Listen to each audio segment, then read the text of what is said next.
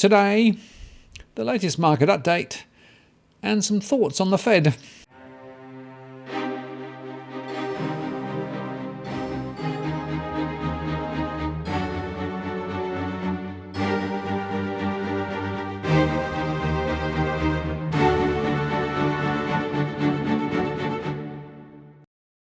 Hello again, it's Martin North from Digital Finance Analytics. Welcome to the latest post covering finance and problem news with a distinctively Australian flavour.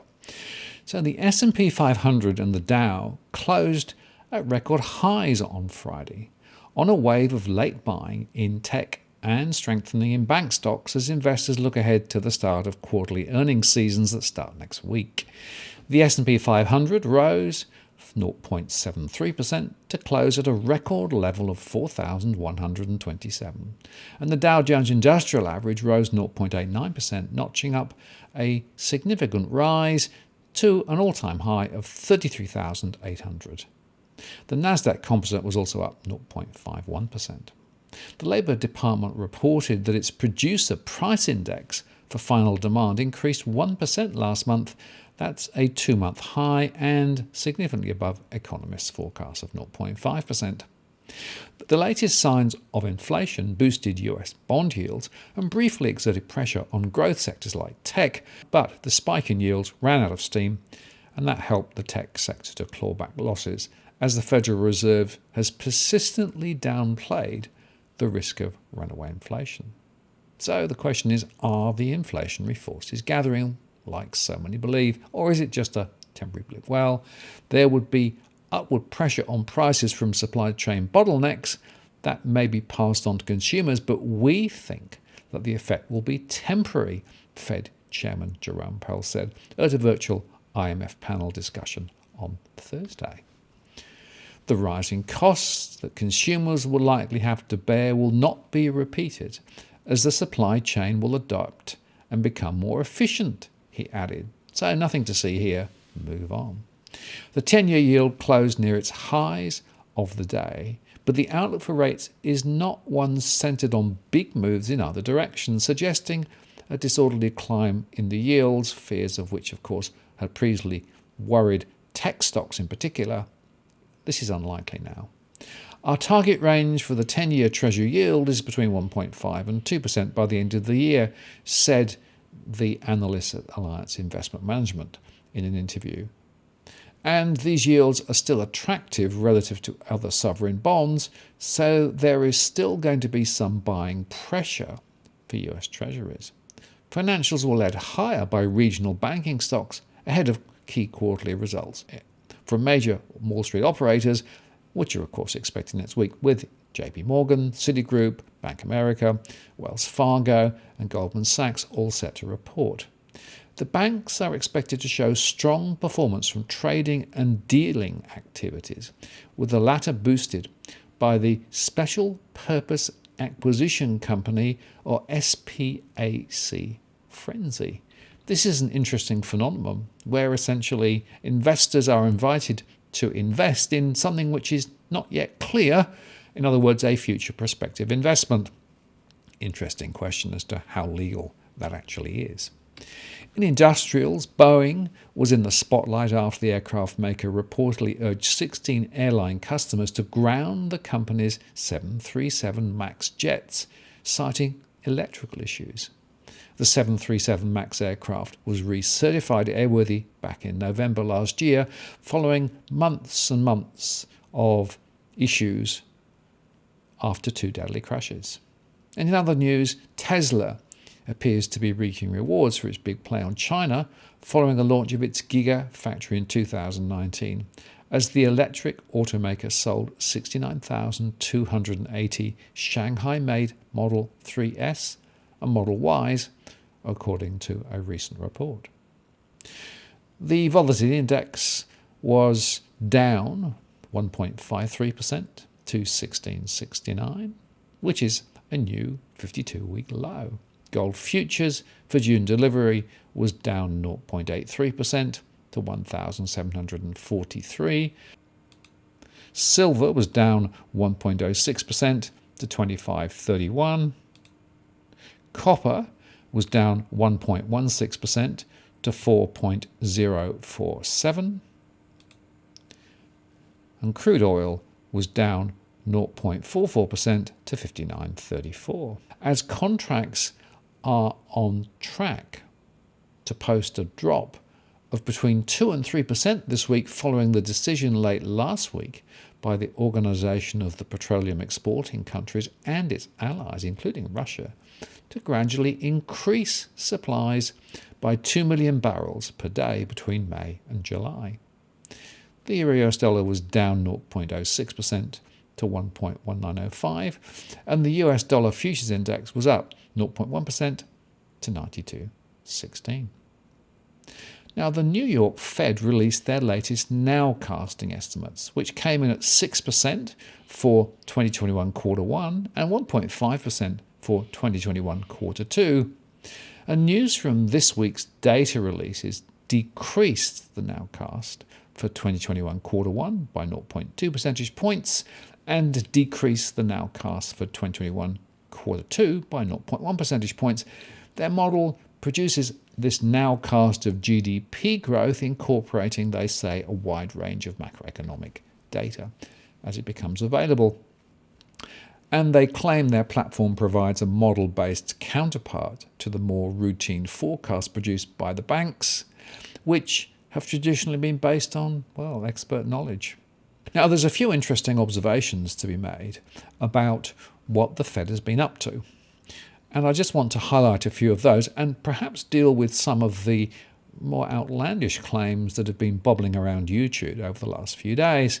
We know, for example, that the Federal Reserve recently discontinued updating the M1 and M2 weekly money supply series and is instead updating the series monthly. Now, the question is why? Are they trying to hide something? Well, I think perhaps not. It's more that this is a change in attitude from the Fed and how much really they think that money supply is an important measure.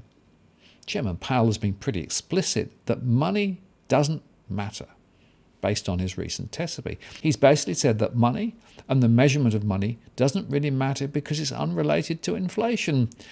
Now, that would, of course, shake some monetarists. These money supply series have been published since the 1970s, and the fact that the Fed has changed the publishing frequency on M1 and M2 from weekly to monthly really demonstrates a change in perspective. In principle, they don't think the data is that important. They want to basically move away from the theories that the monetarists would have put together. They want to, frankly, bury Milton Friedman once and for all, and their preference would probably be not to report any monetary statistics at all. And in fact, I think there's a lot of merit in that because I don't believe that money supply is actually a very relevant metric anymore. It's clearly not driving the momentum relating to inflation that many perhaps would have thought previously. And it really does underscore whether in fact the world has moved on. So rather than this being some conspiracy about essentially not reporting in a timely fashion, it really, to my mind, just reflects reality. Now, there are two really interesting points about the Fed's changes to the reporting. The first is that they've changed the periodicity. The other is that they have adjusted some of the aggregates. In fact, they have moved the savings deposits, and as a result of that, this is a bit of a serious break. But I don't think we should read too much into this. This is not a fundamental change. This is more about tidying up the data. So I have to say that I think those who are claiming that this is some conspiracy by the Fed is missing the point. Now, in other news relating to the Fed, there was an interesting speech by Laurie Logan at the annual primary dealer meeting on April the 8th. Now, it's quite a long speech. I'm not going to go through all of it, but there's a really, really interesting bit which I want to highlight. One of the interesting observations is where they're operating on the yield curve. As our Treasury purchases transition to a more proportional allocation, there were still sectors of the curve that we refrain from purchasing. For example, the desk generally has avoided purchasing bills, both to avoid increasing scarcity value of those securities arising from strong investor demand and because bill purchases have relatively little impact on financial conditions. Even in this steadier and operating regime, we continue to adjust our purchase approach consistent with our principles.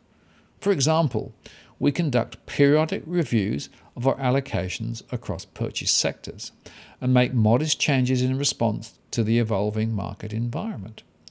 During the past year, issuance of Treasury securities has increased markedly as the US Treasury has sought to fund pandemic-related fiscal stimulus expenditures.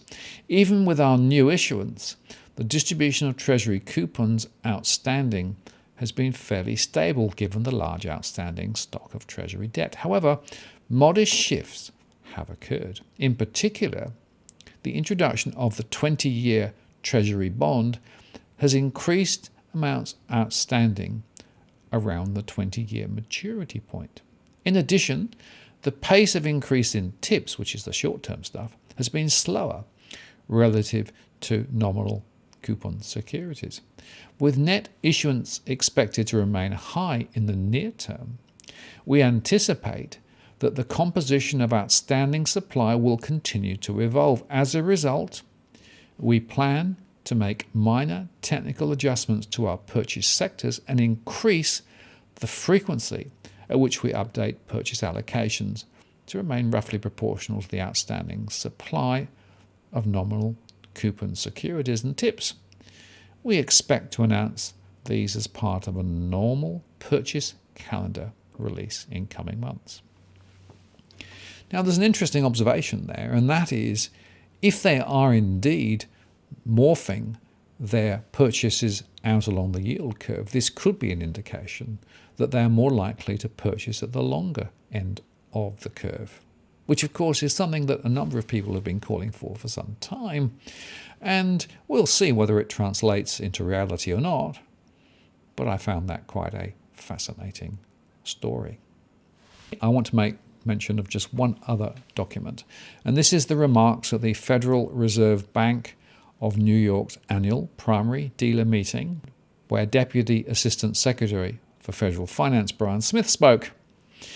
And it's quite a long speech. I'm not going to go through all of it, but it is quite interesting. Primary dealers, he said, as part of their relationship with the Federal Reserve Bank of New York, plays a significant role in underwriting Treasury securities issuance. Primary dealers also provide liquidity to investors in the secondary market. We're always happy to reiterate that the Treasury market remains the deepest and most liquid market in the world. This is no small part to the important role that you as primary dealers play in meeting flows between Treasury and investors. This model has been in place for decades, and we believe it remains as important as ever. In calendar year 2020, Treasury held more than 500 auctions for approximately $20 trillion worth of securities, raising more than $4 trillion in net new cash. Over 90% of the Treasury securities we auctioned were either awarded to primary dealers directly or facilitated by primary dealers through indirect awards. Even in the face of disruptions from the pandemic, including the unexpected shift to the work-from-home environment, you continue to support our auctions, allowing the process of raising unprecedented sums for the pandemic response to run smoothly. As we continue in 2021 with record auction sizes to finance the government's responses to COVID-19, your continued commitment to supporting the auction process and Treasury's robust financing mechanism is vital. And he concluded, in conclusion, we thank you again for all that you do to support the US Treasury market. Your commitment in helping Treasury finance the government through the auctions process is incredibly important during these unprecedented times. And let me stress that there is still a lot more work to do to understand potential vulnerabilities to Treasury market resilience, and we'll continue to incorporate your input into our analysis. So 2 points there. The first is the critical role these primary dealers play in the US system. is important to understand. And secondly, of course, they are there essentially as a conduit into the broader markets. And this is how Treasury operates. Now, here's another snippet from the same speech. We also conducted our first auction of the reintroduced 20-year bond last May. While we announced our intention to issue the 20-year bond in January, prior to the crisis, the timing was fortuitous and highlighted the important value of maintaining flexibility to expanding financing if needed. Given our increased borrowing needs and efforts to term out, we auctioned $20 billion of the new issuance in May, compared to market expectations of around $14 billion. The initial and subsequent auctions of the 20-year bond have gone smoothly, and we've been satisfied with the developing secondary market liquidity of this benchmark. We expect liquidity to continue to improve as the market further adopts the 20-year bond for a variety of uses, akin to our other benchmarks. And let me just remind you of the implementation note issued on January the 27th, 2021. The Board of Governors of the Federal Reserve voted unanimously to maintain the interest rate paid on required and excess reserve balances at 0.1% effective from the 28th of January 2021. As part of its policy decision, the Federal Open Market Committee voted to authorise and direct the open market desk of the Federal Reserve Bank of New York, until instructed otherwise, to execute transactions in the system open market account in accordance with the following domestic policy directives. Undertake open market operations as necessary to maintain the federal funds rate in the range of 0 to 0.25%.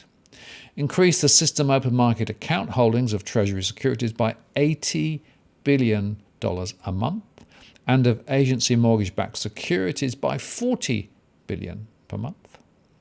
Increase holdings of Treasury securities and agency MBS by additional amounts, and purchase agency commercial mortgage-backed securities as needed to sustain smooth functioning of markets for those securities. Conduct repurchase agreement operations to support effective policy implementation and the smooth functioning of short-term US dollar funding markets. Conduct overnight reverse repurchase agreement operations at an offering rate of 0% and with a pre-counterparty limit of $30 billion a day. The per-counterparty limit can be temporarily increased at the discretion of the chair.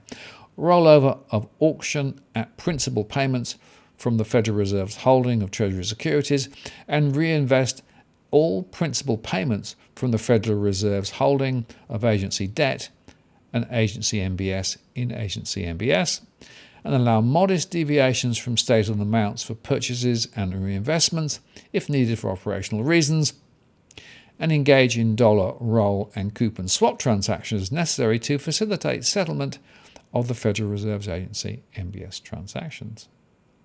And in a related action, the Board of Governors of the Federal Reserve voted unanimously to approve the establishment of the primary credit rate of the existing level of 0.25%. So the point again here is that they are committed to continuing to inject this liquidity into the system into the future. And talking of fascinating stories, there was also this. This is to do with the question of whether the Fed is being coy with regard to the availability of information. And again, I've seen a number of people suggest that they are tightening up on freedom of information, and indeed perhaps making it harder to get freedom of information requests processed.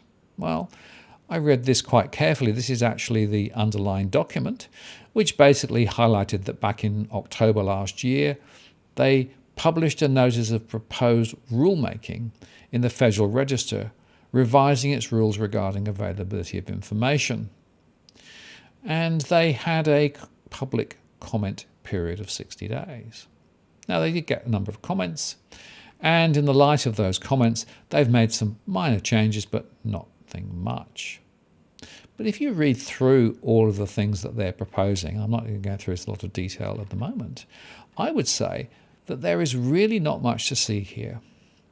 And so trying to make this some platform to argue that the Fed is now being less transparent about what it's doing, I think is an overreach. And all I want to say is that, so far as I can see, this is more about just tidying up around the edges and improving the mechanisms and processes. There is really no fundamental intent here, in my view, to clamp down and reveal less information about their operations. Now, it is worth noting, of course, that the Fed is continuing to grow its balance sheet. Not as fast as earlier on, but this plot just shows you that, in fact, the total balance sheet of the Fed is continuing to rise. And, of course, the latest from the Fed underscores further growth in the balance sheet. Elsewhere, Secretary Yellen released details of the Biden-Harris administration submission to Congress with regard to the President's priorities for the fiscal year 2022 discretionary spending. The funding requests investment in core foundations to build our country's strength and advance key Treasury Department priorities, including ensuring that all Americans are treated fairly by the tax system, expanding programs that offer loans to startups and small businesses to promote affordable housing and community revitalization projects, and closing loopholes that allow illicit actors to evade scrutiny, masking their dealings and shielding their illegal activities, they said. If you're an individual taxpayer or a small business, it's much more difficult to navigate the financial services sector and America's tax system than if you're a large company, said Secretary Yellen. The President's funding request makes things fair. It injects capital into communities where capital is usually hard to come by. It will make paying taxes a more seamless process for millions of Americans, and it will make sure that corporations actually pay what they owe. Specifically, the President's financial year 22 discretionary request includes supporting a fair and equitable tax system at $13.2 billion for the Inland Revenue Service.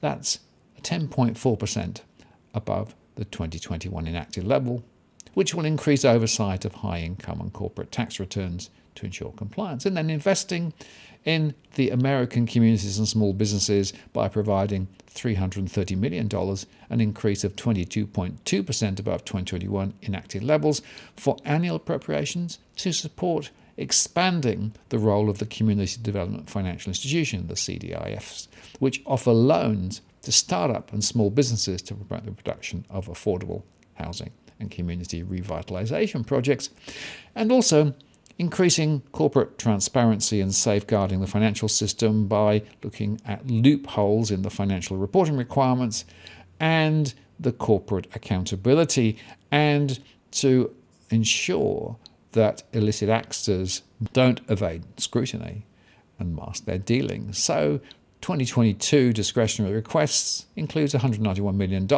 for the Financial Crimes Enforcement Network, $64 million above the 2021 enacted level, to create a database that tracks the ownership and control of certain companies and organizations and helps combat the use of complex corporate structures to shield illegal activity. These discretionary investments reflect only one element of the President's broader agenda, they said. In the coming months, the administration will release the President's budget, which will present a unified, comprehensive plan to address the overlapping crises we face in a fiscally and economically sustainable way. So we'll see where that leads. But it looks to me as though this is a bundle of ragbag things, many of which are laudable. But we wonder how well they will make progress. So I want to underscore the complexity that we're seeing here with the Treasury, the Fed, primary dealers, and other players all involved in building this weird pyramid of liquidity, which of course is driving the stock markets much higher, driving the bond markets, and potentially creating a precipitous pile of debt, which ultimately will have to be unwound. One reason why many people, including myself, believe the markets are 1, overvalued, 2, relatively unstable, and 3, are probably due for a correction at some point. The question is, when does that correction come? And today It's hard to know because I suspect they'll go on doing these same tricks for quite some time to come. Now, over in London, on the day that Prince Philip died, stocks traded mostly lacklustre. But the week was shaping up to be the best since January for the FTSE 100. It was down 0.38% to 6,932, but it gained 2.9% on the week, which puts it on track for the strongest weekly return since a 6.3% gain in early January. Helping that out was a 1% drop this week for the pound, US dollar, and the losses for the pound tend to boost the FTSE as many listed multinational companies derive revenue overseas. The index was weighed on Friday by losses for shares of British American Tobacco, down 2.54%. It actually fell 2.7% after JP Morgan downgraded the shares to neutral from overweight.